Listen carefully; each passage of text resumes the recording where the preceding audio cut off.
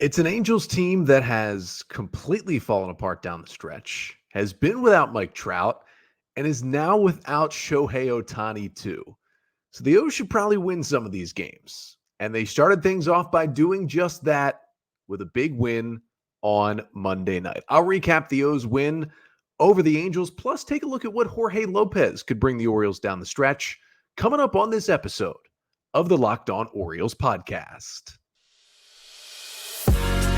You are Locked On Orioles, your daily Baltimore Orioles podcast. Part of the Locked On Podcast Network, your team every day. Orioles fans, today is Tuesday, September 5th, 2023, and welcome back into the Locked On Orioles podcast, part of the Locked On Podcast Network, your team every day. As always, I'm your host, Connor Newcomb. And coming up on today's episode, we are going to recap the Orioles Game 1 win over the Angels by a score of 6-3 on Monday night. I'll get you the 5 things you need to know from that one, including Gunnar Henderson's big home run and another great start from Grayson Rodriguez.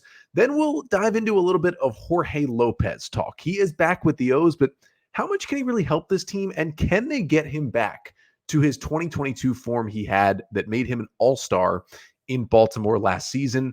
And finally, we'll talk about why the O's went out and got Jorge Lopez and why some issues with Tyler Wells has a lot to do with it. But that's all coming up on this episode of the Locked On Orioles podcast, which is brought to you by Sleeper. Swing for the fences on Sleeper picks, and you could win up to 100 times your money. Download the Sleeper app and use promo code LOCKEDON, and you'll get up to a $100 match on your first deposit. Terms and conditions apply. See Sleeper's terms of use for details. Currently operational in over 30 states. Check out Sleeper today. So we start this episode with an Orioles victory. Final score from Angels Stadium in Anaheim on Monday night in Game 1 of a 3-game series is the Orioles 6 and the Angels 3. Shout out to the Red Sox as well, who beat the Rays in Tampa 7-3 on Monday in Game 1 of the series there. Boston had actually lost 13 consecutive games at the Trop until their win Monday, so shout out to Tristan Casas and Masataka Yoshida for their big home runs in that one. With the O's win, they now have a season-high lead in the division, 3.5 games up on the Rays. And with the win, the Orioles get to 86-51 on the year. That's also a season-high 35 games above 500. And with the win, that makes it 84 consecutive series in which the Orioles have not been swept, puts them at 4th longest streak all time by themselves with the win Monday. A very cool victory for the O's over the Angels. And I'm going to get you the 5 things you need to know from that one. The first thing you need to know is Gunnar Henderson just did some Gunnar Henderson things on Monday night. Henderson goes 2 for 5 in this one, had a double in the second inning, but his big swing was the home run that put this game away. A 3-run shot with 2 outs in the top of the 7th off of Angels reliever Gerardo Reyes. Just a scorching line drive to right field that gave the O's a 6-2 lead at the time. They just had a 3-2 advantage before the homer. Hit it 108 off the bat, a line drive that traveled 382 feet for Gunnar's 23rd bomb of the season. Gunnar also turned a big double play in the game, almost had an outstanding play at third base on a call that was eventually ruled a foul ball, but if it were fair, would have been a Brooks Robinson, Manny Machado style catch and throw down the line at third. It was just another big day for Gunnar Henderson. That huge swing was big because the O's offense didn't have a whole lot going until the Angels went to the bullpen. And it was an entire 2-out rally in that 7th inning before the Gunnar Henderson home run. Reyes came in out of the bullpen in the 7th, and he strikes out Mateo. He strikes out Hayes, and you're thinking, all right, not much going here in this inning. Well, then Santander singles, Mountcastle walks, and up comes Henderson. Boom, 3-run homer. All of a sudden, you got a completely different game.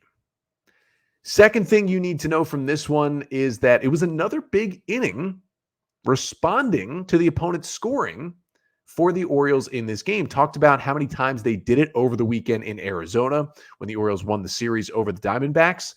They did it again in this one after the Angels struck first in the bottom of the 2nd off Grayson Rodriguez with a Mickey Moniak RBI double, giving the Halos a 1-0 lead. the Orioles wasted no time in the very next half inning putting up a big inning. They put up a 3 spot in the top of the third to take the lead back against the Angel starter Kenny Rosenberg, who otherwise was good. I mean, he went 6 innings giving up just those 3 runs, but the O's got to him in that third inning, and that ended up being just enough against Rosenberg in this game. Things started with a Jorge Mateo single, which is always good because we haven't seen a lot of those this year. Then Austin Hayes doubles down the line. Mateo puts on the afterburners and scores from first to tie the game at 1. Then after a Santander flyout, Ryan Mountcastle punches a single through the right side. An RBI single gives the O's a 2-1 lead. Henderson strikes out, but then Jordan Westberg, he punches himself a single through the right side. Then Aaron Hicks punches a single through the right side. That one was another RBI to make it a 3-1 game. Now, Mullins did then ground out with 2 more in scoring position. Could have kind of put the game away right there in the third inning, but still it was a big inning in response to the opponent scoring once again. That is a great way to make sure the other team does not get any momentum at any point. And the O's have done a nice job of that lately.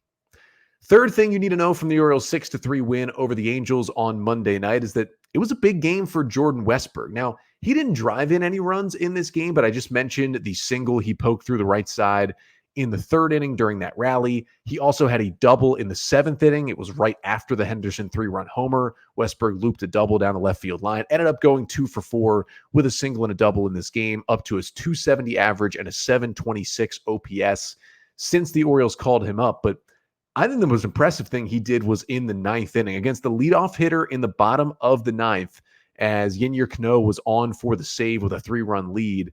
And it was just a little pop-up off the bat of Logan O'Hoppe into shallow center field. Cedric Mullins didn't get a great read on it. He was coming in, but you could tell Mullins was not going to get there.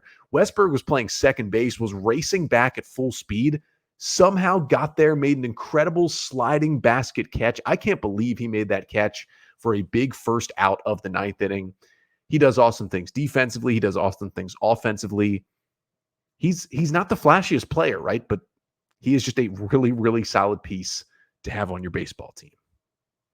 Fourth thing you need to know from the O's win over the Halos Monday night is that Grayson Rodriguez was awesome again in this one. Now, he certainly didn't have his best stuff, and he didn't have his best command, and the Angels hit him a little bit. It was 6 innings, 2 runs on 7 hits against Grayson with 7 strikeouts, 2 walks, and a homer allowed. He threw 90 pitches in 6 innings. And listen, the Angels squared him up a little bit. Okay, they had 8 hard hit balls in 6 innings.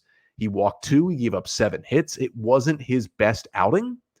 And yet you look around and you see 6 innings and 2 runs and 17 whiffs on 43 swings. That's a 40% whiff rate for Grayson, whose changeup was magnificent. And it's interesting because the 2 runs that Grayson Rodriguez allowed were on the changeup. The Moniak RBI double in the 2nd was hit off a changeup, and then the Randall Grichuk solo home run that came in the 4th that made it a 3-2 game. You know, what's new? Randall Grichuk homering against the Orioles. That was also off a hanging changeup. But basically, he threw 2 bad changeups all day, and they led to the 2 runs. Other than that, he got 13 swings on the changeup, 8 whiffs. Also 5 whiffs on 9 swings on the slider.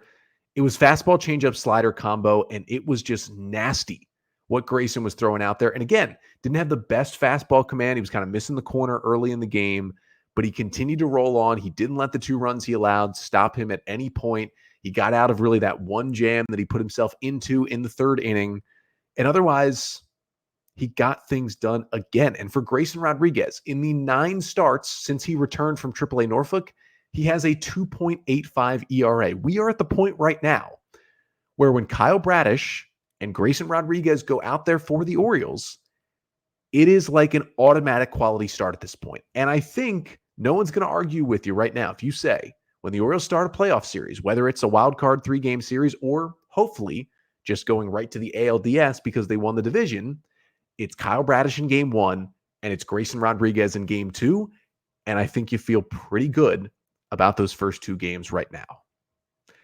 And the 5th and final thing you need to know from the Orioles win Monday night is that Jacob Webb got himself a little revenge game for the Orioles after Rodriguez exited after 6 strong innings. Webb entered in the 7th with the Orioles leading 6-2 and made quick work of the Angels. A 1-2-3 inning with a strikeout on 6 pitches to put up the 0 and keep it at a 6-2 game. And Webb has now just been fantastic for the Orioles since, of course, about a month ago, the Angels designated him for assignment.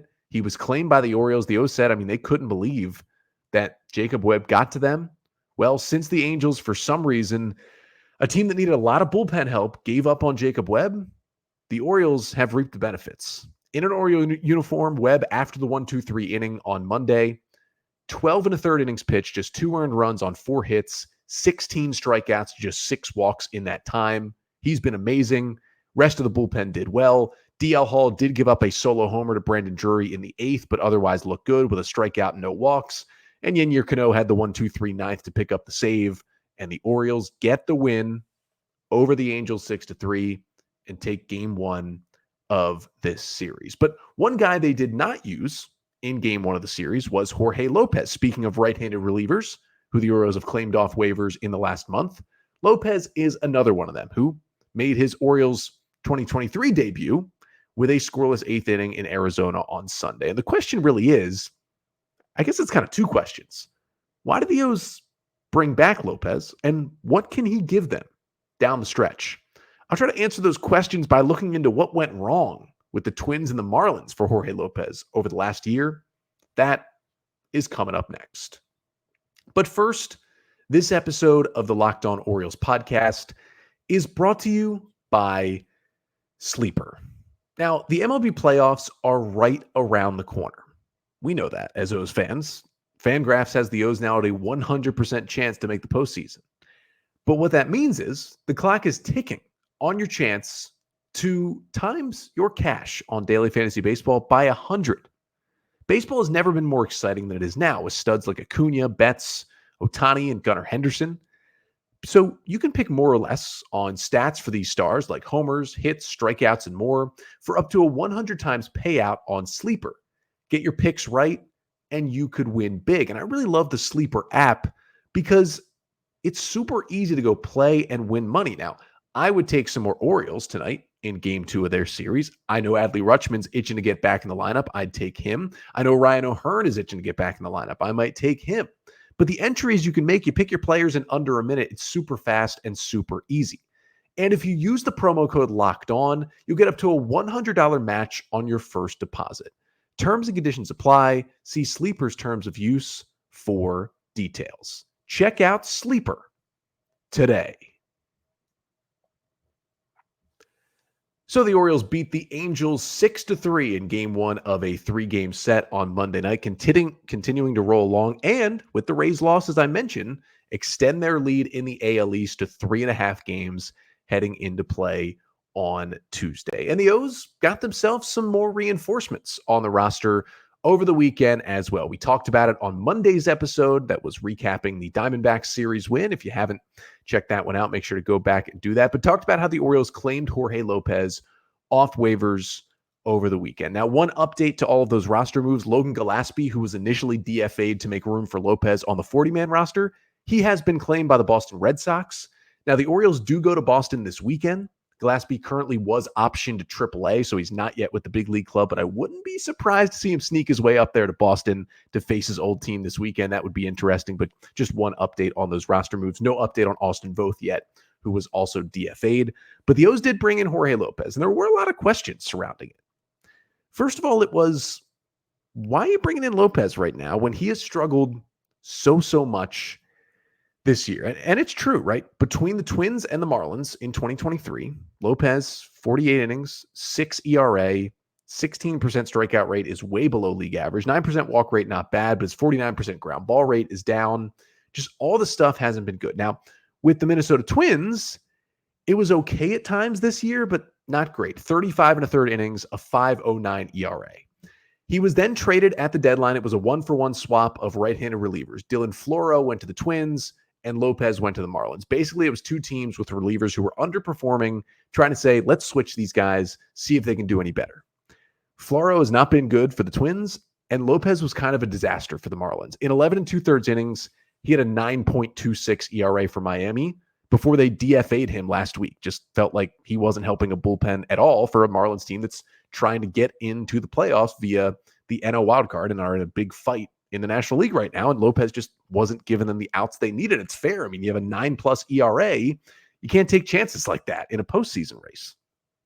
Now, it is surprising to see that from Jorge Lopez, because when you look back to what he did in an Orioles uniform last year, and I get the first half of 2022 with the Orioles before the trade was really the only time in his career he's had sustained success at the big league level, but he was incredible. There's a reason why he was the O's closer, and he made the All-Star game in 2022. 48 and third innings with the Orioles, a 1.68 ERA, 28% strikeout rate, very good, 9% walk rate, pretty good, 60% ground ball rate, very good as well. But once he went to Minnesota, when the Orioles make that deal to get the 4 pitchers back at the deadline, 22 and 2/3 innings, 4.37 ERA, not horrendous, but not very good. 18% K rate, that went way down. Walk rate way up to 13%. Ground ball rate went down. He just wasn't the same pitcher. And watching him, he's blowing saves with the Twins, got moved out of the closer role, kind of got moved into a low leverage role by the end of the year. There were talks of the Twins maybe non-tendering him in the offseason. You could tell just the emotions, they were not there. And Lopez did spend some time on the injured list with Minnesota earlier this year, citing, just mental health issues. And kudos to him for going on the IL there and trying to get himself right. And I'm hoping when he came back, he was kind of ready to go again.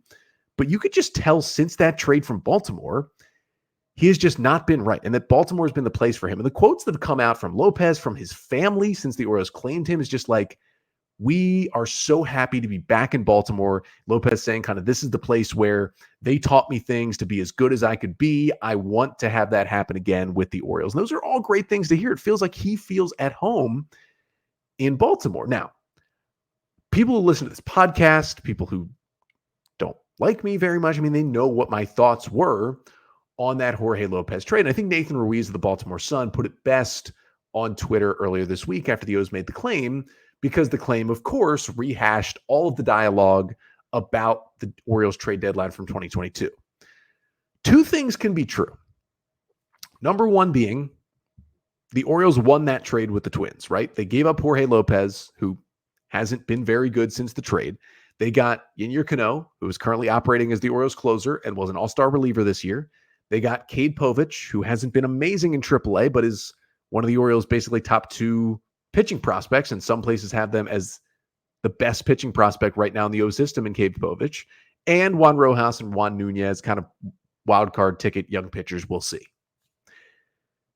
I don't think it's arguable that the O's won the trade, because even if it was just Cano for Lopez, 1-for-1, the O's would have won the trade. Cano this year has been better than Lopez was last year, and Cano has a lot more team control. So you win it right there. You add on Povich, it gets even better. That can be true, while it is also true that with trading Lopez and Trey Mancini at the deadline last year, the Orioles kind of not punted on their postseason chances, but gave their postseason chances a huge hit, because although Felix Bautista filled in as the closer and was better than Lopez, the last guy in the bullpen who had to replace Lopez on the roster was not nearly as good as Jorge Lopez. It gave the team a worse chance to make the postseason last year. A team that was 2 games out of a wild card sold at the deadline. It was not a good look. Mike Elias had to fly down to Texas to talk to the players because they were upset about the direction at the deadline. Both of those things can be true. And now it's, even a better trade, I guess you could say, because now Lopez is back. But it feels like if any team is going to get him back to the form he was with the Orioles, it's going to be the Orioles, especially with those quotes coming out from Lopez about just how much better he feels to be in Baltimore. Now, if you try to dig into the numbers, there's a couple things you come up with where, what was he doing with the O's that he didn't do with the Twins and the Marlins that gave him a lot of struggles once he left Baltimore? Well, first of all, he didn't stop throwing his sinker. He still throws it a lot, but not nearly as much as he was throwing it with the Orioles. With the O's, he was throwing the sinker a lot. In 2023 in total, that's with the O's and the Twins, he threw the sinker 51% of the time. In 2023, he's thrown it only 34% of the time. That is his best pitch. That sinker is his bread and butter since he's moved into a full-time relief role. And throwing it less, it's also been less effective. 228 average against the sinker last year, 294 this year. Also, if you look at his vertical release point for Jorge Lopez, it has been dropping pretty much consistently since he left the O's. And what have we learned, especially from Yennier Cano this year when he had his little bout of struggles in July? When you're a sinker baller with a lot of movement who gets a lot of ground balls, if your arm slot drops, you lose a lot of the effectiveness of that sinker. And Lopez's arm slot continuously dropped as he went on with the Twins and then when he went to the Marlins. It basically shows you, okay, that's why he threw less sinkers, because his arm was dropping. The sinker was becoming less effective, and they said, well, stop throwing it. Let's throw your other secondaries more. I think one thing the O's should address first and foremost is let's get that arm slot back to where it is. Let's get the sinker humming again, and you can play the curveball and the changeup off of that pitch as well. Now, do I think they're going to make those changes and he's going to be 2022 in Baltimore Jorge Lopez? I don't. But he looked solid in the scoreless inning he threw Sunday, his first time back with the O's. I'm sure, because he didn't pitch Monday, he'll probably pitch tonight in Game 2 in Anaheim, and we'll see if he can continue having success with Baltimore. But I don't think he's going to be dominant Jorge Lopez, but I think with the mindset from him, as he's talked about since he's come back to Baltimore, the fact that the O's have seen success with him, and the fact that there's a couple of changes they can make early to try and fix things, I do think he's going to be at least a serviceable middle reliever for the Orioles down the stretch. Now, if he became better than that, that's just icing on the cake right there. But even serviceable middle reliever would be huge for the O's. Now, let me say it again. Said it on yesterday's episode, just to set the record, he is not eligible. Again, he is not eligible to pitch in the postseason for the Orioles. The reason being, he was added to the O's organization after September 1st. If you are not in a team's organization by September 1st, you cannot pitch in the postseason. There are no loopholes. There is no way around it. People talk about the loopholes. The loopholes are only for players who are in the org. So this is what the rule reads. The rule reads that you must be on the 40-man roster by September 1st to be eligible for the postseason. However, if you are replacing an injured player who was on the 40-man, you can be put on the postseason roster and replace that injured player if you had been in the organization, if and only if you had been in the organization prior to September 1st. So that means guys like Heston Kjerstad, Chase McDermott, Jackson Holliday maybe, all those guys could be on the playoff roster with the workarounds, even though they are not on the 40-man right now. Lopez cannot. So he is just here to help the O's down the stretch in the pen. Now, the other question becomes, well, is this more of a 2024 move for the Orioles? Now, Lopez does have one more year before he hits free agency. He will be signed through 2024. In arbitration, he'll probably make around $4 million next year. He's making about $3.5 million this season. I don't necessarily know if it's definitely a move for next year. I mean, depending on how he pitches down the stretch, the Orioles could non-tender him. If he does not pitch well, I don't think they're going to give him $4 million to be a reliever. You can find a better reliever for a lot cheaper. That's just how the Orioles operate at this point. But if he pitches really well, I could see them, just giving him out the $4 million and bringing him back for next season. So it could be, but it's about getting helpful innings down the stretch, even if you can't use him in the postseason. And the reason why the O's went and got an old friend, knowing he wouldn't be eligible for October and still added him to the bullpen, is because one of the guys they may have been counting on for the pen, he might not be coming back. Things are not looking good for Tyler Wells right now. We'll talk about that to finish up the pod coming up next. So the Orioles did bring in Jorge Lopez on waivers earlier this week, and there's a good chance we probably see him pitch out of the Oriole bullpen coming up tonight in Game 2 of a 3-game series in Anaheim. After the Orioles won Game 1 6-3 on Monday night, they will look for the series win here on Tuesday night. It's another late one, 9:38 p.m. Eastern time start, but Dean Kremer is going to take the hill for the Orioles in this one. Kremer this season just been solid. 4.20 ERA in 27 starts. He's been on a great run lately, was incredible in August. 6 innings of 1-run ball against the White Sox with 5 strikeouts and no walks his last time out. Kramer has pitched against the Angels this year. It was May 16th in Baltimore, and he was okay. 5 2/3, 3 runs, 6 hits, 4 Ks, no walks, and a home run. And he's going to go up against Reed Detmers, who has certainly had an up and down season. Feels like he's flirting with a no-no once a month, but otherwise hasn't been very good. 24 starts for Detmers. He has a 5.01 ERA on the season.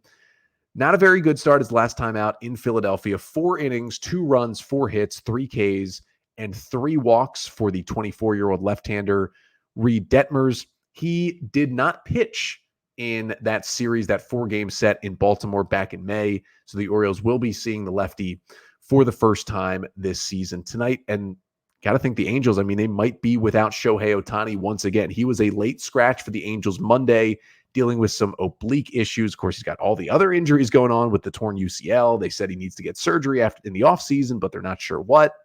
Well, whether Ohtani's in the lineup or not, Tuesday night, you can listen to every single pitch of the Orioles' hometown radio broadcast of tonight's Game 2 between the O's and the Halos on the SXM app through SiriusXM. Just download the app and search Orioles. But before we finish up today's episode, one guy who will not be pitching for the Orioles tonight and may not be pitching with the O's for the rest of the year is Tyler Wells. And I talked about it a bit when I was talking about Jorge Lopez. Why would they go get Lopez now when he struggled so much and he's not going to be eligible for the postseason? You really just have him pitching for a month.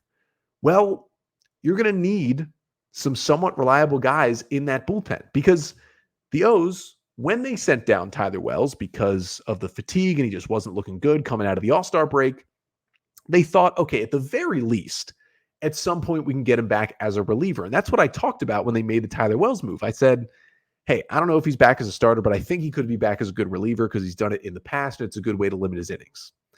Well, right now, with the latest update we've gotten on Tyler Wells, he might not be back in the majors at all this season. I see a lot of people saying, oh, Tyler Wells will be the closer now that Bautista's out. Wells might not be in the big leagues at all. And if he is, it's certainly not going to be as the closer. Tyler Wells, according to Brandon Hyde on Sunday, has been shut down for a bit at this point. He has not pitched since August 25th. That was 4 days after the O's moved him up to AAA to pitch as strictly a reliever out of the Tide's bullpen to kind of get him ready to rejoin the Major League bullpen. Apparently, according to Brandon Hyde, he is having more arm fatigue in AAA. And at this point, when you haven't pitched in over 10 days and the season's winding down, less than a month left, I'm not saying he's done for the year. There's certainly chances for him to come back. But I'm at the point where I'm not expecting Tyler Wells to pitch for the Orioles again this season.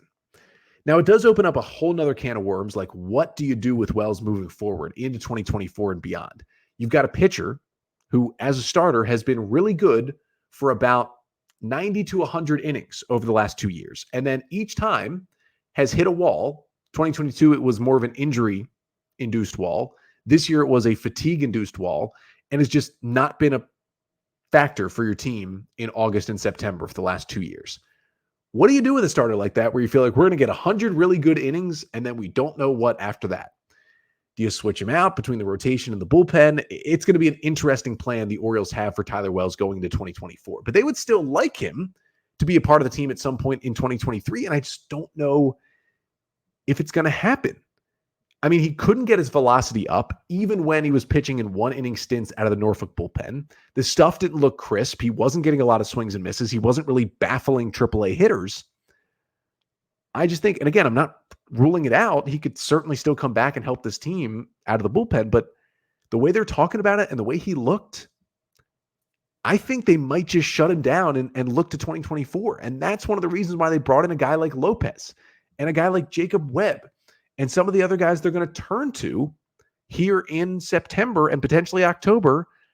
I don't think they're getting anything out of Tyler Wells, and we'll see what they get from a guy like John Means. Looks like he'll make one more rehab start this week, but I can't trust Tyler Wells for anything right now. It's unfortunate because he was so good this season. I'm just at the point where Jorge Lopez is taking that bullpen spot for the regular season. They'll fill it when they need to for the postseason, but yeah, I don't know if it's in the cards for Tyler Wells this season. So kind of prepare yourself. Like, he might not pitch as an Oriole again until 2024. But that'll do it for today's episode. Thank you so much for tuning in. A little bit of a programming note for the rest of the week. I talked about this a bit at the end of yesterday's episode, but listen, when they're on these West Coast trips during the week, I work a 9-to-5 job. It is really tough to stay up this late as I'm recording here, 12:30 a.m. on Tuesday.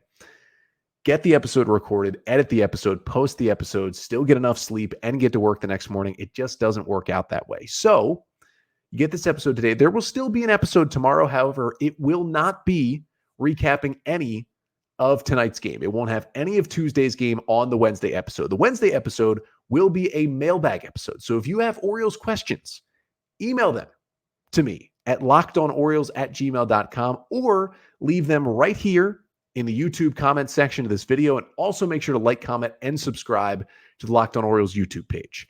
Then I'll be back Thursday with a recap of Tuesday and Wednesday's game here on the pod. So we're still going to get 5 episodes this week. Just know that tomorrow's episode, no recap of tonight's game. Instead, opening up the mailbag on tomorrow's episode. But until then, I'm Connor Newcomb, and this has been the Locked On Orioles podcast, part of the Locked On Podcast Network. Your team every day.